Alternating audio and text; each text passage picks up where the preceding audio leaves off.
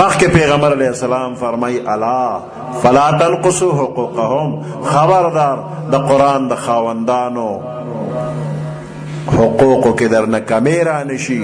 طالب ته سپک مګوره، عالم ته سپک مګوره.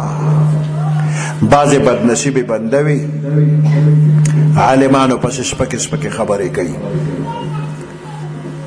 دا بنده چې مړ شي او تاسو جنازه وکړئ او قبر کې کېدی نه وي دوا وکړئ چې اته واړه جنت ته دله ورکړي، یو هم وله نه ورکوي. چې دا کم بنده په عالمانو پسې سپکې خبرې کوي، آخر کې الله د ده نه ایمان واخلي، دی بې ایمانه د دنیا نه لاړ، نو بیا به هم وله جنت ورکړي. نه بیا خو جنت نشته. عبدالله ابن ابی ابن سلول رئیس المنافقین دبا د اسلام او د پیغمبر علیہ السلام او د صحابه په باره کې بدې بدې خبرې کولې. یو مقام د خطا نکړله، هر موقع کې د اسلام او د مسلمان خلاف خبرې کولې. منافق و مسلمانانو سره مې یو ځای به نو دی چې مړ شو، زوی ډېر ښه کره مؤمن و، نو هغه راغی پیغمبر علیه السلام ته یې وی جنازه وله وکړه.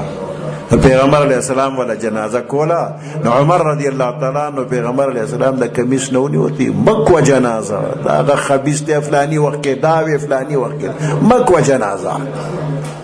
پیغمبر علیه السلام وی عمره زه الله نیم منې کړې جنازه کومه، ما ته لا حکم نه دی راغلی چې مه کوه، کومه جنازه. نو جنازه یې هم والا وکړله. زوی یې وایي زما دې پلار له خپل کمیس ورکړه چې کفن کې ورته واغوندم، که د دې د برکت خیر ورته. پیغمبر علیه السلام ورته خپل کمیس هم ورکړه، وی لاړې مبارکې پې پورې کا. پیغمبر علیه السلام ورته په بدن خپلې لاړې مبارکې هم پورې کړې، جنازه هم والا وکړله، دعا هم ورته وکړله. د پیغمبر علیه السلام د ښکلې اخلاقو دا فایده وکړه چې ډېر منافقان کره مؤمنان شو چې دا موږ ورسره څه کوو. پیغمبر علیه السلام څومره اخلاص سره کار کوي، نو کره ایمان یې وروړه، نفاق ترې نه ووته، دا فایده یې وشوله، خو دې مړي ته څه فایده ونه رسېدله. دې نه پس الله حکم راولېږه چې ته خو ورته دواګانې کې، خو ان تستغفر لهم 70 مرة که اویا ځله ورته نور هم دوا وکړي نو لن یغفر الله لهم، بلکل یې خدای نه بخي. نو دا کم خلک چې د عالمانو خلاف سپکې سپکې خبرې کوي، آخر کې چې خدای ته ایمان واخلي نو بیا ته وایه چې اته واړه جنت ته ورکوي، یو هم وله نه ورکوي. نو د عالمانو خلاف سپکې خبرې کول د ایمان د زوال سبب جوړیږي، ایمان خرابیږي. نو دا بنده چې مړ شي او خلک ورته دواګانې موکي او قبر کې کېني او مخ وله قبلې ته کې خاورې پې واړی او ته ترې واپس شي، نو فرشتې راشي نو ورته ستا د قبلې سره څه کار دی؟ د قبلې خاوندانو پسې خو به تا بدې ردې ویلې، نو نن ته هم د هغوی قبلې ته مخ کړې، ته وشه مخ دې روک شه، دا واړوه مخ دی، نو مخ ولا قبلې نه راواړئ. مولانا رشید احمد گنگوهی رحمت الله علیه د دیوبند استادانو استاد او د پیرانو پیر دی، صاحب کشف صاحب کرامت دی. هغې لیکلی دي که یقین دې نه کېږي نو دا ګز او دا میدان خاوره ترې لر که اوس به یې درته اوښې مخې د قبلې نه اوړېدلې به یي. الله مخ قبلې ته لره.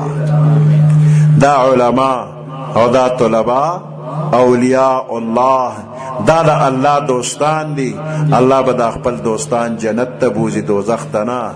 او دا عوام د دې عالمانو سره مینه محبت کوي، او د دې مینې محبت په وجه پیغمبر علیه السلام فرمایي المرء مع من احب، سړی به هغه چا سره چې د چا سره محبت وي.